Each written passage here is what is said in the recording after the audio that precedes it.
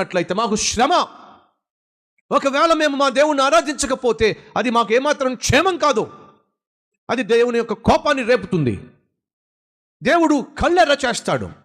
Yes సహోదరులు సహోదరులు, ఇది ఎంతో ఎంతో కొంత మన విషయంలో కూడా వాస్తవం. మనం దేవుణ్ణి ఆరాధించవలసిన వారు, మనం దేవుణ్ణి సేవించవలసిన వారు, మనం దేవునికి అంగీకారంగా జీవించవలసిన వారు. అలా ఒకవేళ జీవించకుండా, ఆయనను సేవించకుండా, ఆయనను ఆరాధించకుండా, ఆయనను పూజించకుండా, ఆయన ఆశించినట్టుగా బ్రతకకుండా, ఆయన సన్నిధిలో కనిపించకుండా, మోకరించకుండా, వాక్యము ధ్యానించకుండా, మనం ఒకవేళ విపరీతమైనటువంటి ధోరణ కలిగి నిర్లక్ష్యంగా జీవించిన, దేవునికి దూరంగా జీవించిన, ఆయన మాట వినకుండా ఇష్టం వచ్చినట్టుగా ప్రవర్తించిన, అది మనకు కూడా క్షేమం కాదు, మనకు కూడా మంచిది కాదు.